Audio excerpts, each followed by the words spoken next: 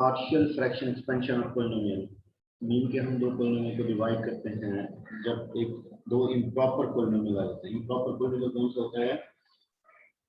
p of x की degree greater than q of x, वो तो ऐसा पॉलिनोमियल होगा इम्प्रॉपर पॉलिनोमियल कहलाता है।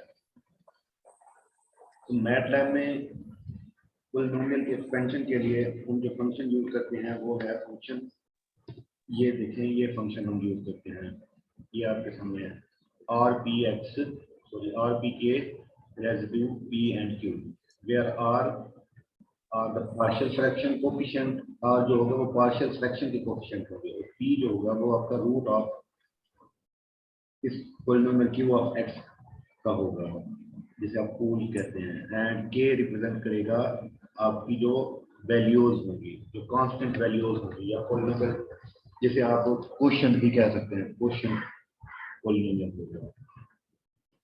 लेट्स सी हमारे पास एक एग्जांपल है p x 9x cube plus 8x square plus 7x plus 6 and qx है हमारे पास 5x cube plus 4x square plus 3x plus 2। क्या ये प्रॉपर है इम्प्रॉपर है? फर्स्ट ऑफ ऑल तो अगर हम इसे p ओवर x की फॉर्म में लिखें, p x और qx की फॉर्म में लिखें तो ये कौन सा होगा? प्रॉपर होगा इम्प्रॉपर होगा? इम्प्रॉपर है। ऑफ कोर्स इम्प्रॉपर होगा। इम्प्रॉपर की डेफिनेशन ये है कि p ऑफ x की डिग्री लेस और इक्वल हो q ऑफ x के, सॉरी ग्रेटर और इक्वल हो, देन ऐसा पॉलिनोमियल हमारा इम्प्रॉपर पॉलिनोमियल कहलाएगा। चलें इस पॉलिनोमियल को डिवाइड करते हैं। p हमारा क्या है? 9876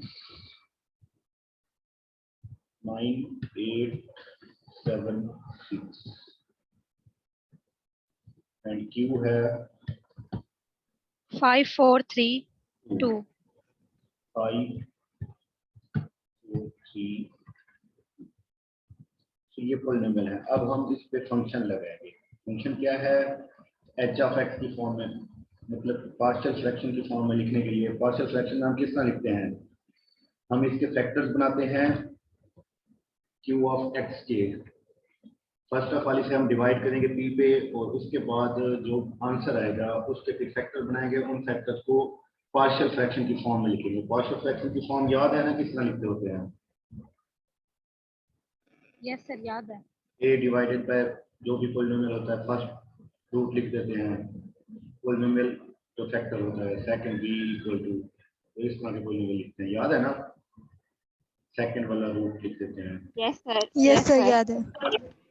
तो ये हमारा पार्शियल फ्रैक्शन है, तो हम इस फॉर्म में इसको लेके जाना चाह रहे हैं। तो सिंपल हम चाहते हैं इसका सॉल्यूशन आ जाए।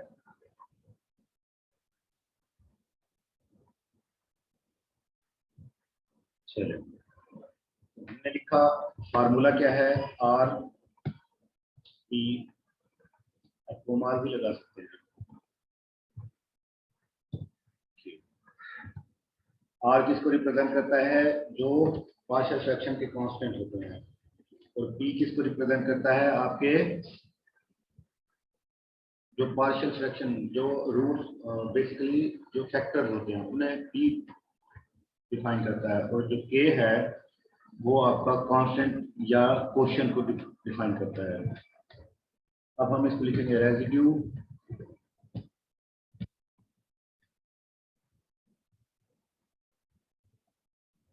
E and Q।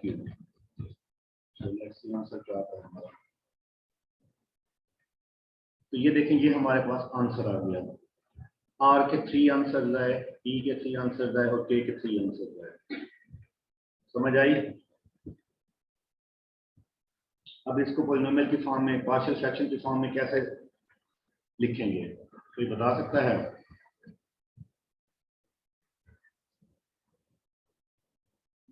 No one can tell. Yes sir. चलें सर बताएं। आर जो है ये आर अगर फैक्टर्स हैं और पी रूट्स हैं हमारे पास। सर जो फैक्टर्स होते हैं वो हमारे पास हमेशा नीचे होते हैं बटा के, मतलब ए ओवर हम R1 लिखेंगे plus B over R2 plus C over R3, और उसको सॉल्व करने के बाद जो हमारे पास x की वैल्यूज आती हैं, सॉरी ए बी और सी की, वो हमारे पास p हैं, तो इट मींस हम P1 P2 P3 को ऊपर रखेंगे और R1 R2 R3 को नीचे रख देंगे। ये देखें, ये आपने R1 लेनी है फर्स्ट, यहाँ पे कोई भी रूट ले लेना है x, बिकॉज यहाँ पे x की फॉर्म में नहीं लिखेगा, x का रूट निकाल के देगा, इस वजह से अयोटा की फॉर्म में वैल्यू हो जाएगी। ठीक है, तो यहाँ पे x देना है, P1 लिखना है, माइनस प्लस जो भी हो P1 first value, second plus R2 R की second value divided by x plus P2 P की second value plus up to so on, जितनी भी P की वैल्यू होगी, जितनी भी R की वैल्यू होगी, वो लिखने के बाद देन आप लिखेंगे K की वैल्यू देखेंगे किस फॉर्म में है। ये देखिए K की हमारी सिंगल कांस्टेंट वैल्यू है, कांस्टेंट वैल्यू हो जब तो हम जस्ट कांस्टेंट ही लिखेंगे, तो हम यहाँ पे जस्ट कांस्टेंट K ही लिखेंगे। अगर हमारे पास यहाँ पे 1.8 और उसके अगेंस्ट एक और वैल्यू होती, लेट्स सपोज यहाँ पे 2 होता, तो फिर हम इसे क्या लिखते हैं, x इसके साथ 1.8 कोफिशिएंट तो प्लस 2 लिखते हैं। तो ये बेसिकली क्वोशिएंट है, जो पॉलिनोमियल को डिवाइड करके हमें क्वोशिएंट देता है, ये वो वैल्यू है। अंडरस्टैंड, क्लियर हुआ? सर R तो आपने कहा सर कि ये ये फिर से factors बताना हैं। एक बार। नहीं, R मैंने कहा है जो आप कांस्टेंट वैल्यूज होती हैं, A1 लेते हैं, B1 लेते हैं, A B C ये जो लेते हैं, ये उसकी वैल्यू कैलकुलेट होके आती है, R1 R2 R3। ठीक है, और ये जो है नीचे जो रूट्स बन के आते हैं। अब आप कुछ ऐसा पॉलिनोमियल, इसको समझने के लिए आप ऐसा पॉलिनोमियल बताएं जिसके जो इम्प्रॉपर भी हो और अयोटा में वैल्यूज ना आए, कोई एक ऐसा पॉलिनोमियल। सर अगर हमारे पास R1 R2 R3 फैक्टर्स हैं, मींस ये A B और C की वैल्यूज हैं, तो इस तरह हमारे पास P1 P2 P3 exact roots नहीं होंगे। P1 P2 सर वो तो P3 ये जो अयोटा की रूट्स यही आएंगे। चले एक सिंपल एक क्वेश्चन ले लेते हैं, लेट्स सी, कोई आप एक क्वेश्चन बता दें। लेट्स सपोज मैं लिखता हूँ यहाँ पे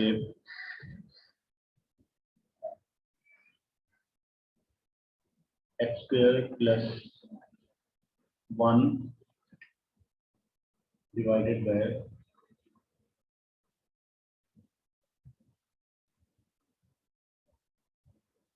x माइनस 1 x प्लस 1। ये आपका एक कौन सा है, पार्शियल फ्रैक्शन है। अगर आप इसे सिंपलेस्ट फॉर्म में लिखें तो x square minus plus 1 divided by x square minus 1, आपका ये आंसर आता है। तो अब आप इसे रूट की फॉर्म में लिख के देखें, जो हमारे पास डिवीजन है। फर्स्ट आप फर्स्ट को दे दें P1 इक्वल टू क्या लिखेंगे, 1 0 देन 1। सेकंड क्या लिखेंगे, Q1, ये भी आपका क्या है, 1 0 एंड माइनस 1। चलिए, अब आप इसके पार्शियल फ्रैक्शन की फॉर्म में लिखना, पार्शियल फ्रैक्शन फाइंड आउट करना चाह रहे हैं। लेट्स सी, क्या फार्मूला है आपके पास, R और P के इक्वल रेजिड्यू, सर P1 आएगा। नहीं यहाँ पे जस्ट P1 जो आपने R P के ये आपने डिफाइन कर दिया, मतलब वैल्यूज डिफाइन कर दी। R आपके पास क्या होंगे, रूट्स, मतलब जो कांस्टेंट वैल्यूज हैं। P आपके पास पॉलिनोमियल फंक्शन जो आएंगे, जो फैक्टर्स आएंगे। तो K आपके पास क्वोशिएंट होगा। सर हर बार P ही लिखेंगे, चाहे हम Q लें R लें, जो मर्जी लें, P ही लिखेंगे, Q1। चलिए लेट्स सी, अब देखें आपके पास ये वैल्यूज आ गई। जो आपके पास A और B की वैल्यू आई वो क्या आई, -1 एंड 1। और जो उसके बट्टे में लिखेंगे, एक तो लिखेंगे x माइनस 1, बेसिकली ये लिखा हुआ है आपके पास, इसको आप इस तरह लिख सकते हैं, A divided by x minus 1 plus B divided by x plus 1। सो ये जो P है ना, ये बेसिकली -1 है, तो इसका मतलब x माइनस 1। 1 है तो इसका मतलब x प्लस 1, और ये जो r है, अब ये r जो है फर्स्ट वैल्यू ये a की वैल्यू है, a इक्वल टू -1, आप ये सॉल्व कर सकते हैं, वेरीफाई। और सेकंड b की जो वैल्यू है वो क्या है 1, और आपका क्वेश्चन क्या है, जब आप इस पॉलिनोमियल को डिवाइड करते हैं तो वो 1 ही आता है। आप डिवाइड करके भी देख लें, क्वेश्चन 1 आएगा, कोई x की फॉर्म में रूट नहीं आएगा, तो ये +1 लिख देंगे आप। देखिए इसको इस तरह डिवाइड भी किया जा सकता है, x² + 1। सर क्वेश्चन सिर्फ इम्प्रॉपर फ्रैक्शन की फॉर्म में आएगा ना, अगर फ्रैक्शन प्रॉपर होगी तो फिर तो k की कोई वैल्यू नहीं होगी। अब आप इसको 1 टाइम ले जाते हैं ना, तो ये x² -1, तो ये क्या होता है +-1, ये तो कट जाएगा, और ये रिमाइंडर आपके पास क्या आएगा 2 आएगा। तो ये आपको रिमाइंडर नहीं चाहिए, r का मतलब यहाँ पे रिमाइंडर नहीं है, r का मतलब आपका k का मतलब क्वोशिएंट, जो भी क्वोशिएंट यहाँ पे आएगा, ये आपका क्वोशिएंट होता है ना जो डिवाइड करता है, जो मीन के जो डिवाइडर के साथ मल्टीप्लाई हो गया, अगेन वो पॉलिनोमियल देता है, तो प्लस रिमाइंडर, तो ये क्वोशिएंट सर होगा। डिवाइड करके हम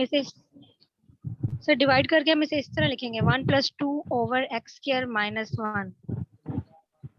ऑफ कोर्स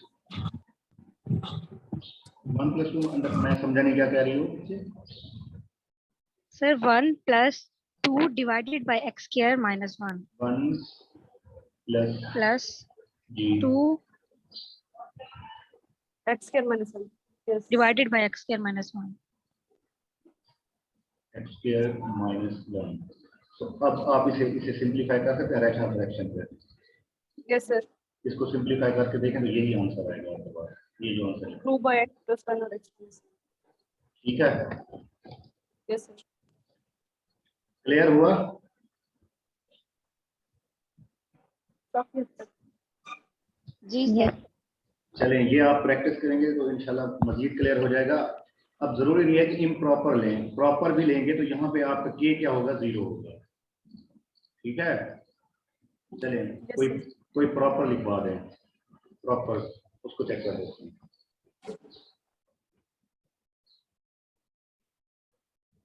किसी के माइंड में है proper polynomial?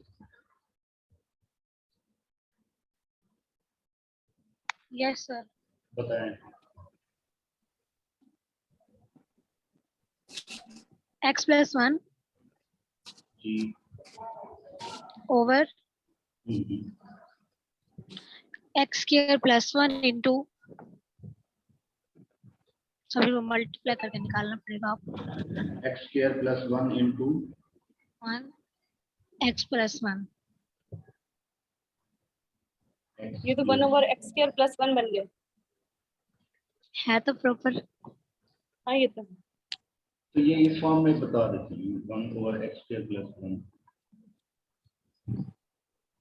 Simple as that, इस फॉर्म में। चलें अब इसको आप राइट करके देखें। P2 आपका क्या है, जस्ट 1 ही है, ठीक है। Q2 क्या है 1 101 1, और P के रेजिड्यू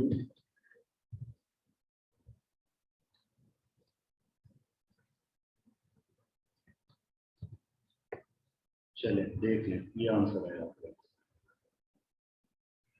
क्लियर। बेसिकली ये जो आपका ये आंसर होता है, ये जो आप इसकी वो फैक्टर्स बनाएगा फर्स्ट ऑफ ऑल। अब फैक्टर्स हम इसके फैक्टर्स नहीं बनाएंगे, हम इसको किस फॉर्म में लिखेंगे, इसके फैक्टर्स बन जाते हैं आपके पास, फैक्टर बनाए अगर बन जाएंगे, नहीं बनते सर, नहीं बनते, लेकिन वो आपको इमेजिनरी रूट्स बनते हैं। इमेजिनरी रूट्स, तो वो आपको रूट्स निकाल के दे देगा बेसिकली, यस सर। ठीक है। इसके आपको रूट्स की फॉर्म में लिख के देगा, तो जब आप रूट्स की फॉर्म में लिखते हैं तो इसका मतलब ये x - आयोटा एक ये रूट बनता है और दूसरा x + आयोटा, ठीक है। तो Yes, ये sir. दो रूट्स बनते हैं, और इसको a का नेम दे दे बेशक, आप यहाँ पे प्लस लगा दें, और इसको बी का नेम दे दें। ये इस तरह सिंप्लीफाई खुद करके आपको वैल्यू दे दें। और ये जो वैल्यूज है ये इन रूट्स को यूज करके ये वैल्यूज आपकी कैलकुलेट होगी। अंडरस्टैंड? Yes, sir. और के आपका Yes, sir. जीरो आ गया, के की कोई वैल्यू नहीं है। ठीक है, जब आप प्रॉपर फ्रैक्शन यूज करेंगे तो तब के आपका जीरो हो जाएगा। अब क्लियर हुआ सबको? Yes, sir. श्योर? आज से क्लियर हुआ? जी सर। चलेंगे। तो बेसिकली आप पार्शियल फ्रैक्शन का सॉल्यूशन भी मैटलैब यूजिंग मैटलैब कर सकते हैं।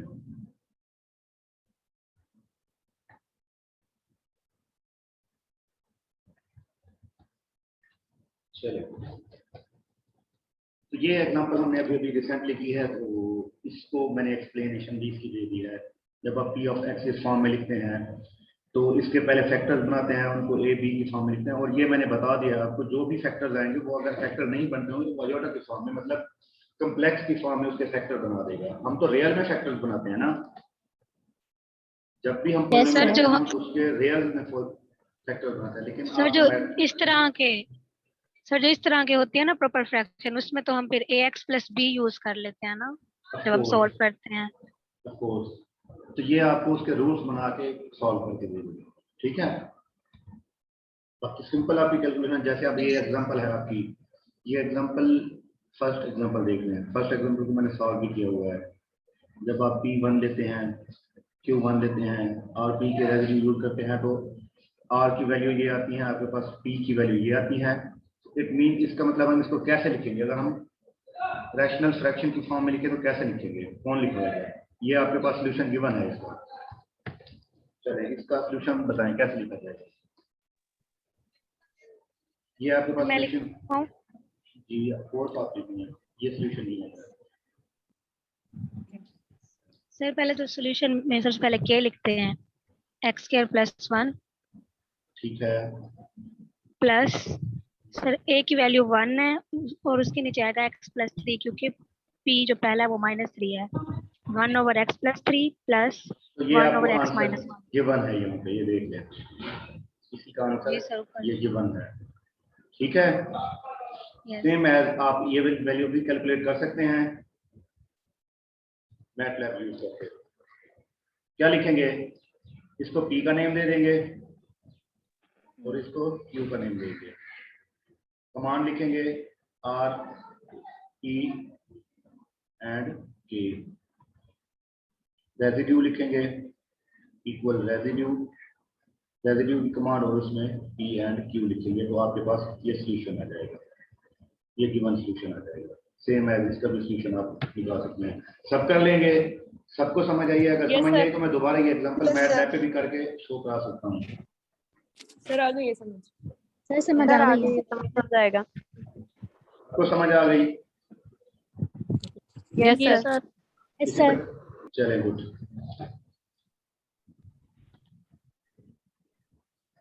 Next, polynomial solutions. अच्छा, हमने ना अभी तक पॉलिनोमियल की मल्टीप्लिकेशन, डिवीजन, एडिशन ये चीजें की हैं। हमने पॉलिनोमियल फंक्शंस का सॉल्यूशन नहीं किया। ये किया है पॉलिनोमियल फंक्शन का सॉल्यूशन? अगर लेट्स सपोज आपके पास कोई पॉलिनोमियल है, वो तो रूट्स निकाले हैं। अगर आपके पास इक्वेशन है, इक्वेशन का सॉल्यूशन हमने किया है। लेट्स सपोज आपके पास y1 सर है, अभी तक तो नहीं किया।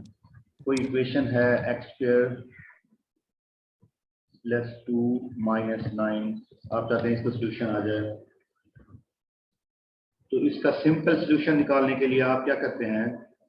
अगर आप x² - 9 इसका सॉल्यूशन मतलब इक्वल टू 0 करके इसका सॉल्यूशन लेना चाह रहे हैं, तो इस ऐसी इक्वेशन का सॉल्यूशन कैसे लिखेंगे? फर्स्ट ऑफ ऑल आप इस इक्वेशन को लिखेंगे y1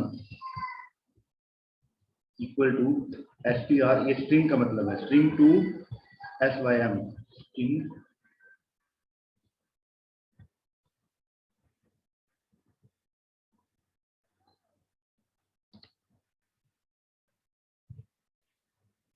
अपना फंक्शन लिखें x² - 9। तो ये देखिए, जब आप y1 लिखेंगे आपके पास एक फंक्शन आ जाएगा।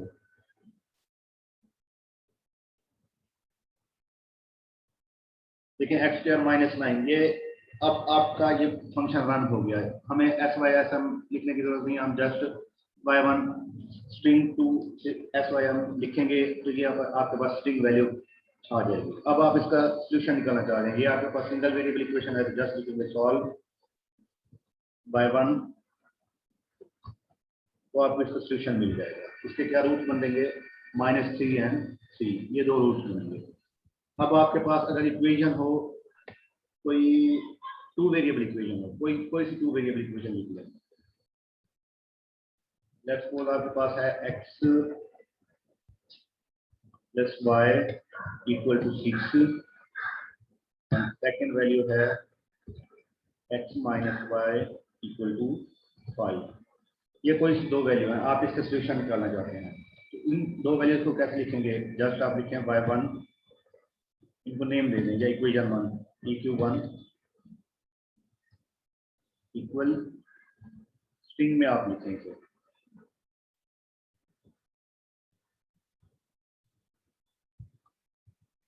First equation x plus y. अब जो इक्वल 6 है इसे हम -6 लिख सकते हैं, लिख सकते हैं ना? जी सर, जी सर। ये आपके पास देखिए x plus y -6, first equation का रिजल्ट आ गया, सेम एज इक्वेशन 2 लिखें,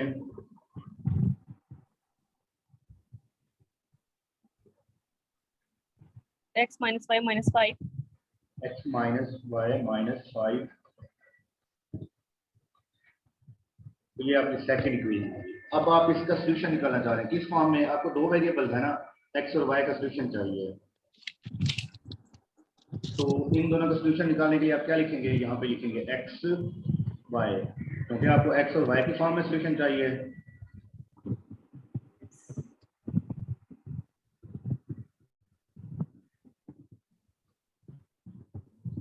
तो ये देखिए, ये दोनों का सोल्यूशन आ गया, x का भी सोल्यूशन और y का भी solution.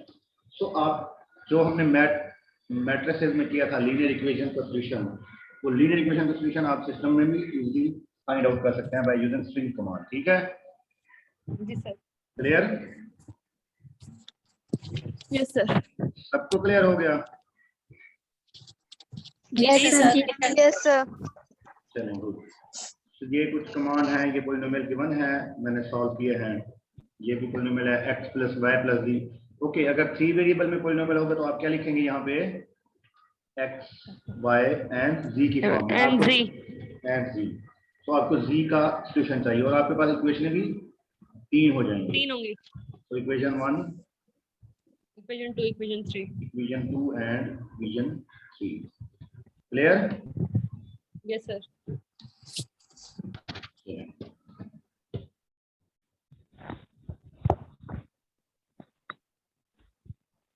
Okay, loops.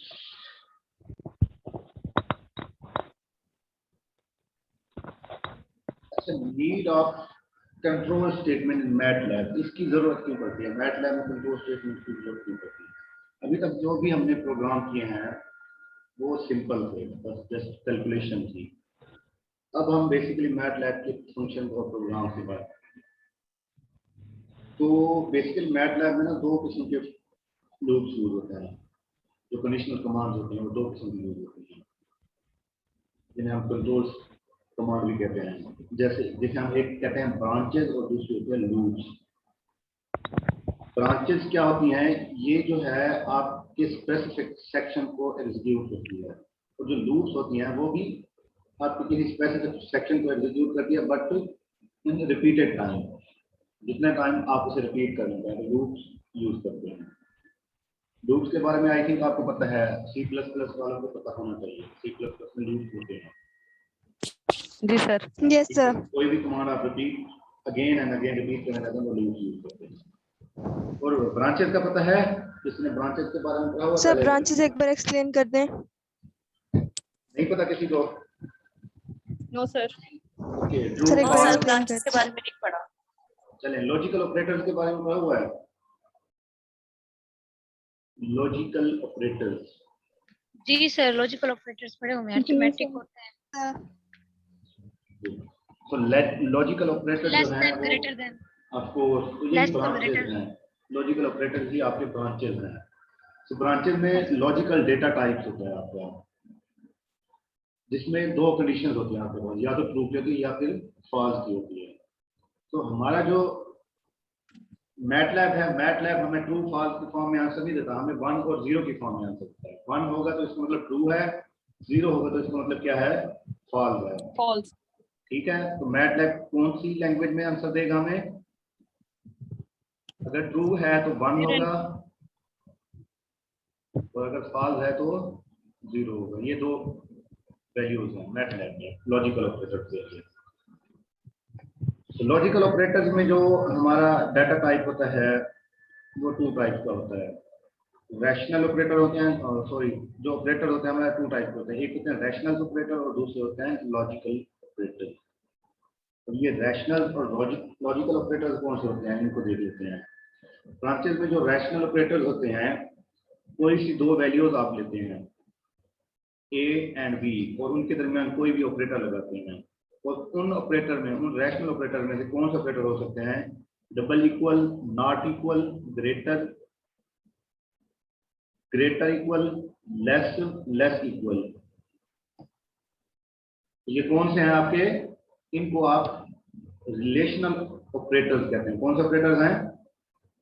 Relational operators. Relational operator.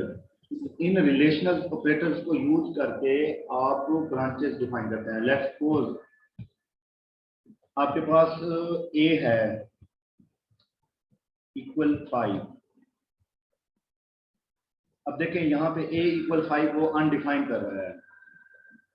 हमेशा याद रखें जब हम सिंगल इक्वल यूज करते हैं तो इसका मतलब हम कोई ना कोई वैल्यू असाइन कर रहे हैं। हम जैसे हम a इक्वल टू 4 कर रहे हैं तो इसका मतलब हमने a को वैल्यू असाइन की है।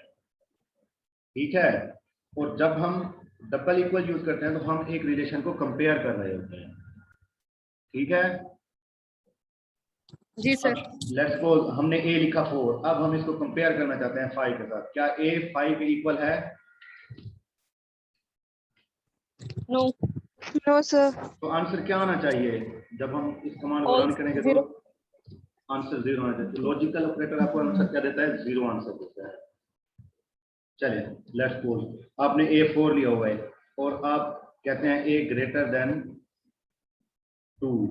क्या ये ट्रू होगा, फॉल होगा? a आपका 4 है, True आएगा, 1 आएगा answer.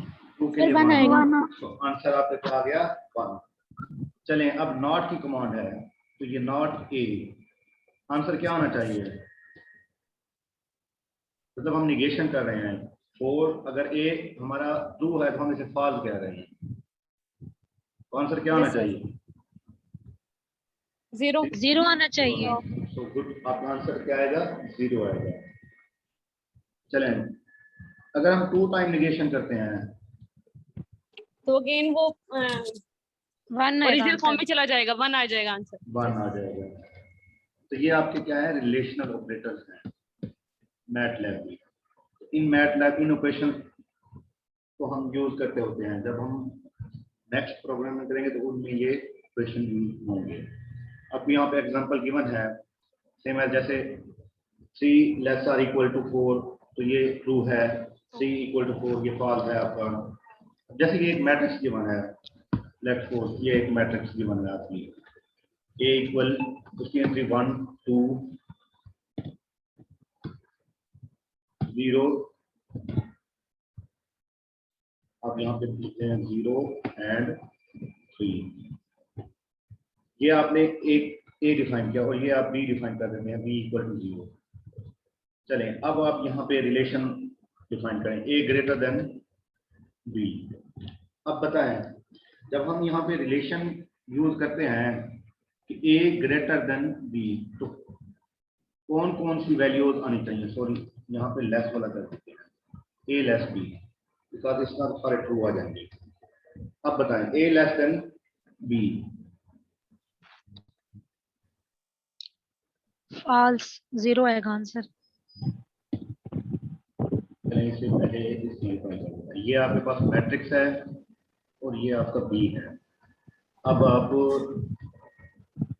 a less than b करना चाह रहे हैं, अब देखें फर्स्ट हम ए की जो तमाम एंट्रीज हैं उसको बी के साथ कंपेयर करेंगे। अब ए है 1, क्या 1 बी से लेस है?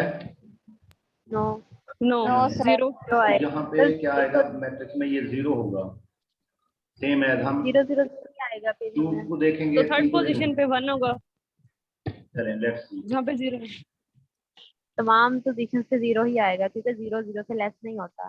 तमाम ठीक है। कंडीशनल पे 0 आएगा। बिल्कुल। चलें कोई और मैट्रिक्स ले लें। अब मैट्रिक्स की एंट्रीज चेंज कर देते हैं। यहाँ पे हम -3 लिख लेते हैं। अब हमने एंट्रीज चेंज की।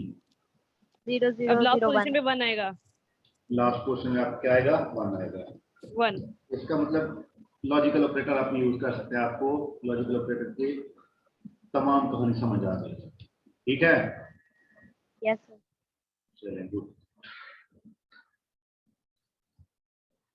Sorry, relational operator, logical operator हम अब करेंगे। लॉजिकल ऑपरेटर में भी वही कमांड होती हैं, लेकिन लॉजिकल ऑपरेटर में नॉट होता है, एंड होता है, लॉजिक और की कमांड होती है, और एक्स और की कमांड होती है। ये जो कमांड होती है नॉट, ये लॉजिकल नॉट के लिए होती है, और ये एंड की कमांड होती है, ये एंड के लिए होती है। एंड का मतलब क्या है कि अगर आपकी एक ट्रू है तो सेकंड भी क्या होनी चाहिए? ट्रू होनी चाहिए तो हमारा आंसर ट्रू होगा। ट्रू होगा। और डबल एंड की कमांड क्या कहती है? ये भी एंड की कमांड ही यूज करती है, लेकिन ये फर्स्ट को चेक करेगी, देन सेकंड को चेक करेगी, आपको रिजल्ट देगी। और अगर हम सिंगल बार यूज करते हैं तो आपका और डबल बार यूज करते हैं तो आप वो भी आपकी आर की कमांड को यूज करता है। वो पहले फर्स्ट को देखेगा, देन सेकंड को। और ये जो XOR की कमांड होती है वो एक्सक्लूसिव, कोई एक कमांड को एक्सक्लूड करके दूसरी कमांड आपको रन करके देता है। तो इसके रिलेटेड एग्जांपल्स देख लेते हैं। लॉजिकल ऑपरेटर से रिलेटेड एग्जांपल देखें। आपके पास A है 3, B है 4 और C है 0। A equal to 3, B equal to 4, C equal to 0। क्या आपने वैल्यूज ले ली। अब आप कोई भी कमांड लगा सकते हैं। लेट्स सपोज C और B ग्रेटर A। अब आप फर्स्ट ऑफ ऑल इसको देखें। C आपका क्या है? 0, और B आपको B को कंपेयर करें, B ग्रेटर देन A है। आंसर क्या आना चाहिए? 0 आएगा कि 1 आएगा? 1 आएगा। श्योर? 1। आई थिंक 1 ही आना चाहिए, क्योंकि जब हम दोनों में से एक किसी एक को दोनों में से कोई एक भी ट्रू होगा, और की कमांड क्या कहते हैं? दोनों में से कोई एक भी ट्रू होगा तो वो उसे वो तो ट्रू हो जाता है। लिखेगा। अब इसी कमांड में हम अगर यहाँ पे एंड यूज कर देते हैं, लेट्स सपोज एंड यूज किया, अब क्या होगा? मेरा आंसर 0 आएगा। 0। आंसर क्या आएगा? 0, बिकॉज सी वाली कमांड हमारे पास क्या है? 0 है। बी इक्वल बी ग्रेटर ए, ये तो ट्रू है आपका, लेकिन सी आपका क्या है? Not Less. True. Same as, अब ये देखें, A greater than B and integer character C. क्या आपके पास जो सी है वो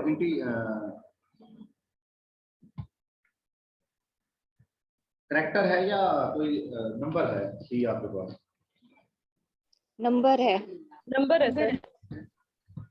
नंबर है, तो चलें ए greater than B and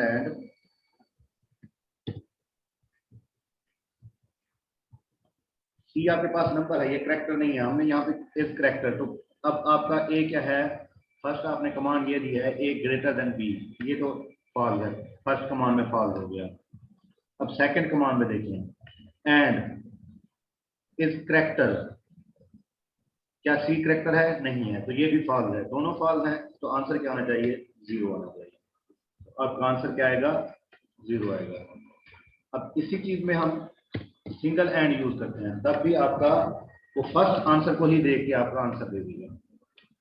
single command में हम फर्स्ट आंसर को ही कंपेयर करके आंसर दे देते हैं, सेकंड पे जाने की जरूरत नहीं होती, क्योंकि एंड का मतलब क्या होता है?